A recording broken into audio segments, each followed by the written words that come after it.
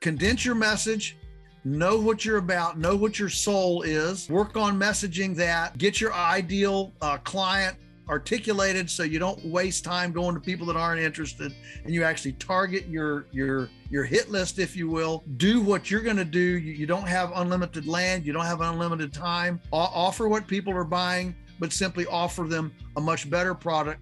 Hi, everybody. Welcome to another episode of Beyond Labels. I'm your co-host, Dr. Sina McCullough. I am here with Joel Salatin with more questions for Joel. Hi, Joel. Hi, Sina. Okay, we have another listener's question. It's from Peter Cushion, and this is what he writes. Hi, Joel. My wife, brother, friend, and myself have started a small market garden style vegetable operation on a small urban lot. We have a few people who sell things from church, but we're wondering how to scale up and market our farm even better. We're all under 25 years old and we're really new to marketing in general. There's demand for what we sell, but how do we effectively get the word out locally? What are some practical steps to take to get good at farm marketing? Oh man. Sina, we could talk about this all day. I mean, I do whole, marketing seminars. So let's just cut to the chase. And it's a great question. Thank you for Peter for asking it. If I may pull my age rank here a moment, you say that all of you are under 25. Well, the problem with being under 25 is called impatience. And so my first take on this is, you're only 25. You've only been doing this for a year. Be patient and let it run. That's the first thing. No business, no brand, no thing is done in a day. Just stay with it. People had asked me, part of the secrets of our success, said, look, I'm not smarter than anybody else. I don't work harder than anybody else. I'm just more stubborn than anybody else. And so we just, when others around us were quitting, we just refused to quit. And now we're the old dog in the kennel now, and so here we are. And I'll point out, Joel, that's another quality which my husband says you and I share: stubbornness. Stubbornness. Okay, fair enough. So, my dad used to say, if at first you don't suck a seed, just suck and suck and suck until you suck a seed. There's time. There's a time element. Okay, so really, how do you develop this market? First of all, you've got to produce what people want.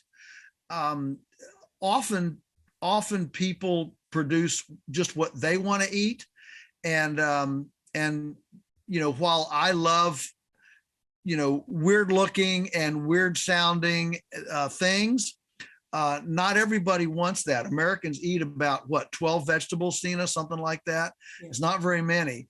And so start there. Start with, don't try to change everybody's, eating from whatever, cucumbers to kumquats. Okay.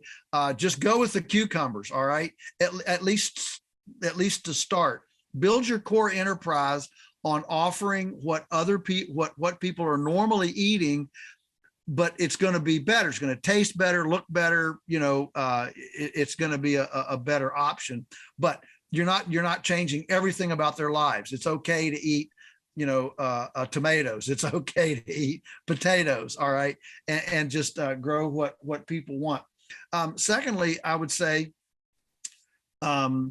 develop a hit list. So think about who potential customers are. What are their values? What do they do for recreation? What do they do for entertainment?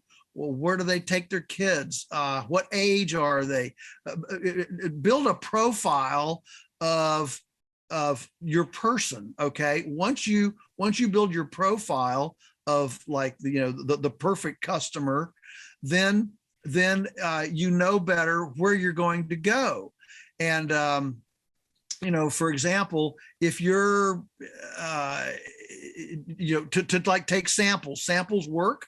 And so, we still on our farm, we give samples all the time.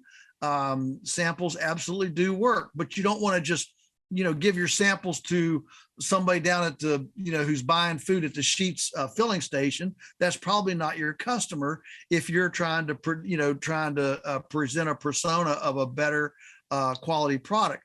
So getting your customer profile is, is really critical, and growing what people want.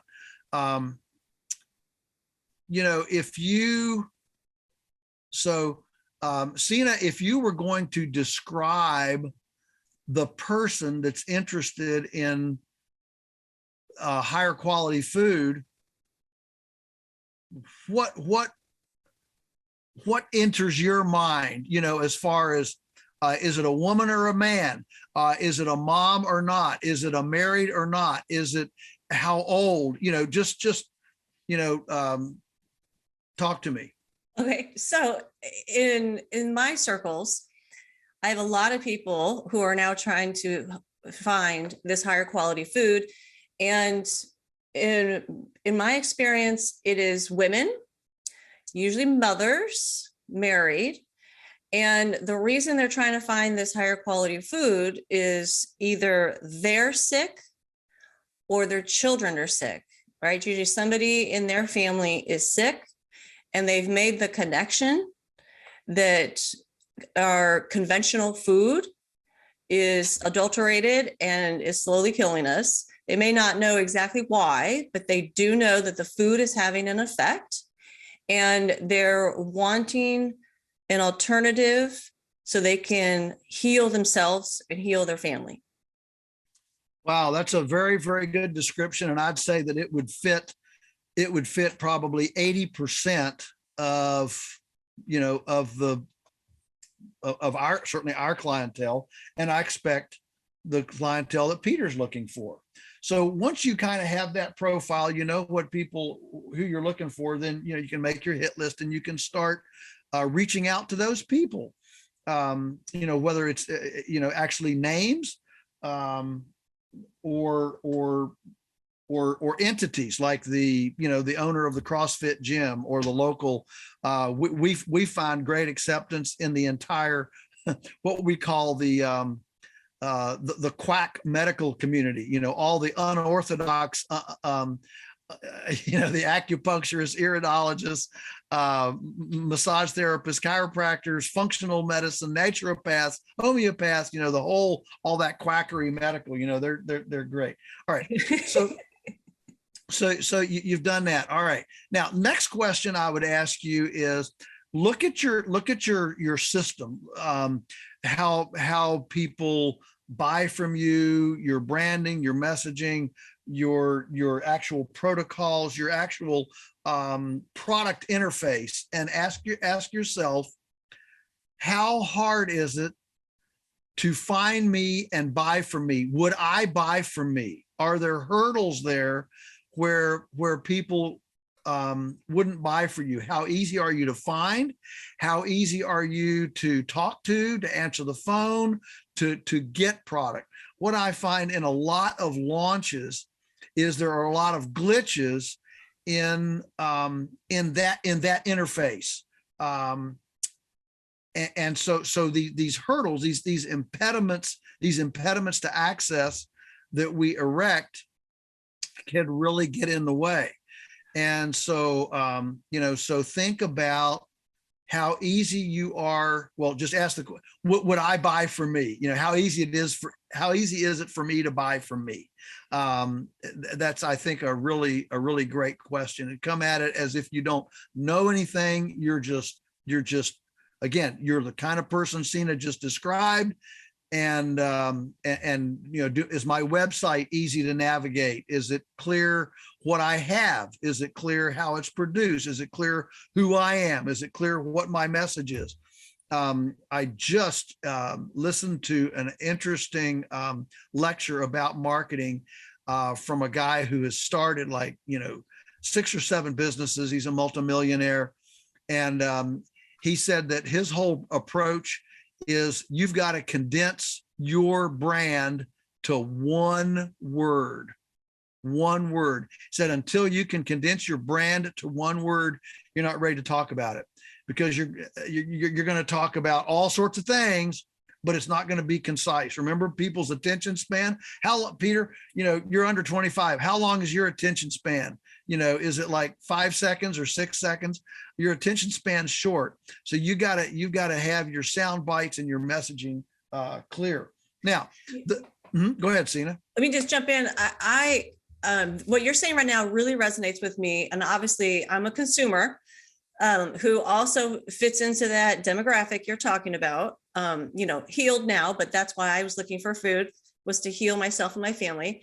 And I can tell you firsthand that I did not shop from many farmers because the website was too difficult to navigate.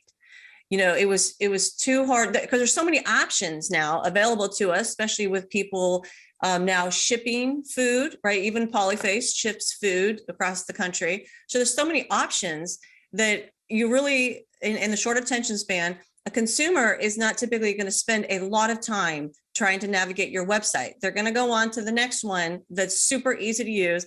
And the wordiness, like you said, was key. Some of them, it's like they droned on and on and on about it. And I'm sure the story's great. Everyone, all these farmers, I really appreciate them. They have great backstories. But when you're the consumer and you're now going outside of your comfort zone, right? It's not like you're now saying, okay, I'm not just going to go to the grocery store and grab everything I need. Now this is taking me more time. I'm going to have to try to piece together my weekly grocery list by going to these different farms, for instance. And I don't have a lot of time, and I've got my kids and I got my job I'm doing. You're not going to sit there and read a bunch of wording. Even in the grocery store, consumers are overwhelmed by the labels, right? Yeah. The amount of words that are on the labels, and what does that label actually mean? What does that symbol mean? It is very confusing. This has been documented study after study. So people are not going to go to your website when they're now trying to piece together their menu for that week to feed their family and read like on and on and on about your story. Like you said, make it really succinct. The key words, you have to figure out the key words of what your target is your target consumer is looking for, and make those words really prominent. Because also, as people are getting more and more sick, so these are, like you said, 80% of the consumers, right? Even on your farm, as people are getting more sick, one of the most common, two of the top symptoms are fatigue, right? So they're not going to be sitting there going on reading in detail about these websites. So fatigue and brain fog. So they're going to have a harder time comprehending what they are reading. My brain fog was so bad when I was really sick, I could not read a book to my 6-year-old, a children's book, and remember what I read. So the brain fog is a real thing, and it is increasing in our country. So you just to keep that in mind, since we know the majority of the audience of the target demographic is in this sick category in some capacity, just keep that in mind. It's got to be simple. Say those main words they're looking for, say them up front, and make it so that they can just click, like, I'm going to buy that. Okay, this sounds good. I want to buy that. Click, I can put it in my cart, and it's done. Yeah, exactly. And I assume the book that you were reading to your 6-year-old, Sina, was not the physics of the electromagnetic universe. It was it was good night moon, good night tree, right? That's right. Or like the choo-choo that could, right? Yeah, the engine that could. I'm like, what are we reading? Right. What yeah, that's really great. So keywords and keep it simple. Then the next thing is, you've got to be perceived by your customers as what I call a food coach. You got to be the guru. You've got to be the person with the answers. And so that means you're going to have to become a bit of an expert. You're going to have to read and know enough that you're able to answer questions about, well, why this variety? Why not that? What differentiates you from farmer ABC down the road? All those kinds of things. You've got to, how do you use this? Recipes, those kinds of things. Be the food coach. offer what they would never get at the, if you're in produce, if you're doing vegetables, what does the average person not receive at the Walmart produce counter? They don't get coached on how to use it, recipes, favorite things that they're, if you really want your kids to eat squash, man, here is the recipe, right? To get your kids to eat, those kind of things. People love that, and you'll never get that from Walmart. Next is sell the why, not the what. All right, here's the deal. We farmers, we love to talk about what we do. In fact, most people like to talk about what they do. What's the first thing you meet somebody at a social? I'm Joe. Hi, Bill. Next question is, well, what do you do? And so we're, our vocations define us. Our vocations affirm us, and so that's kind of the next step. But you know what? Your customer doesn't want to know what. Your customer wants to know why. Why should I come to you? Why should I patronize you? Why should I care about you and not somebody else? And so answering the Simon Sinek wrote the book, you start with why. And he has this little concentric circle, where everybody knows what they do. Some people know how they do it, but very few people know why. And yet in marketing, you've got to go the opposite direction. You got to start with why, go to how, and then you end up with what. So start with why. And then, another little element of this is variety. The hard part is getting a customer. Once you have a customer, hey, I like your tomatoes. Well, can I get green beans? Can I get snap peas? Can I get arugula? I don't know anybody would ask for arugula, but anyway, can I get something else? and so, yeah, well, I do too, in metered amounts. Okay. So the point is that you become a cornucopia. All right. So think about how you can take that customer and create a one-stop shop. Now, you're not going to ever be like Walmart, where you can get your oil change, diapers, and bananas all at the same stop.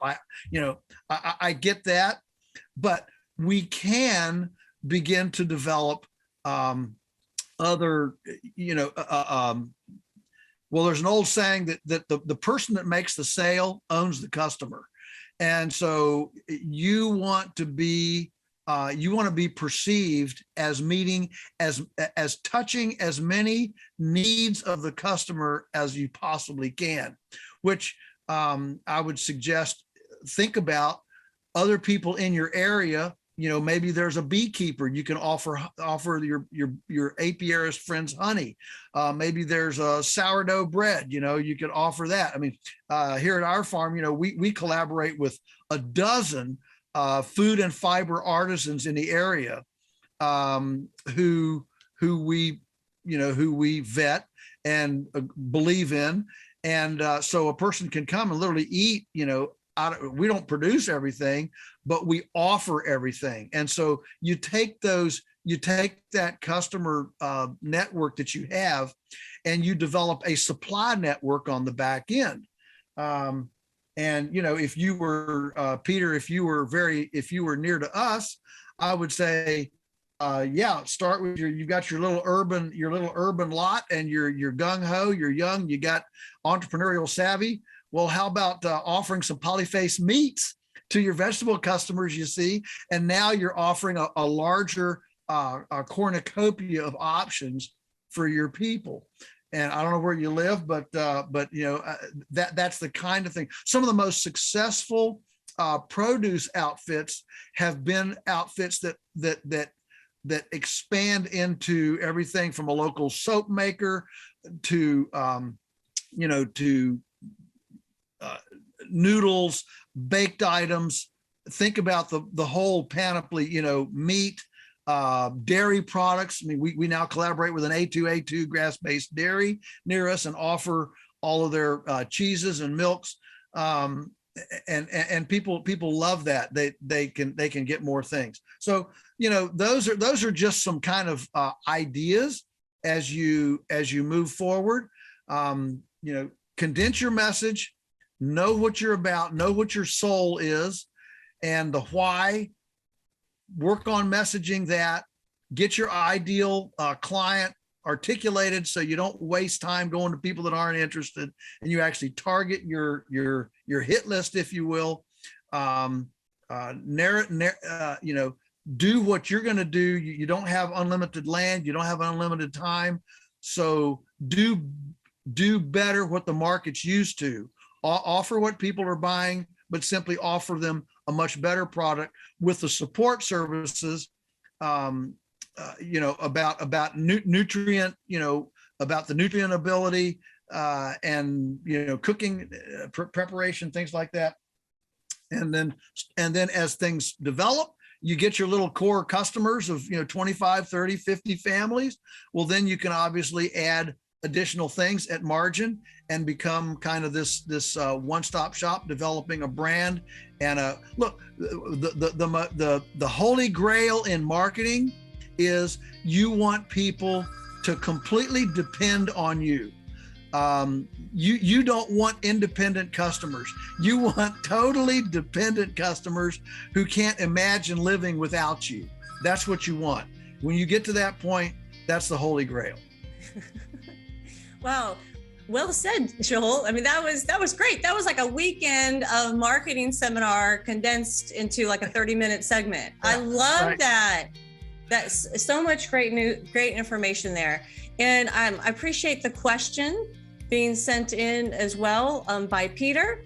And once again, if anybody else has any questions, please feel free to email them in handsoffmyfood@1791.com.